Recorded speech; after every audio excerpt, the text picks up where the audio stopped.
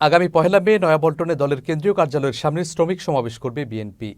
বিকেলে গুলশানে দলের চেয়ারপারসনের কার্যালয়ে যৌথ সভা শেষে সংবাদ সম্মেলনে একথা জানান বিএনপির স্থায়ী কমিটির সদস্য নজরুল ইসলাম খান।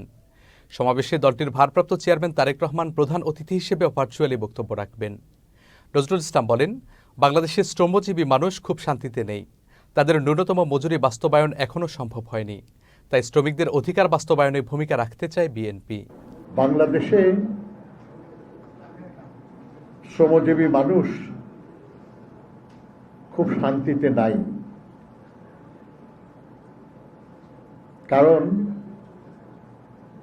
আমাদের দেশে আজও আমরা শ্রমজীবী মানুষের জন্য জাতীয় ন্যূনতম মজুরি আমরা আদায় করতে পারি নাই। মহান মে দিবসের মূল দাবি ছিল দৈনিক ৮ ঘন্টা কাজ, এবং এই দাবির বিজয়ের যে লড়াই, সেই লড়াই ছিল মে দিবসের লড়াই। এর বিজয় লাভ সত্ত্বেও আজও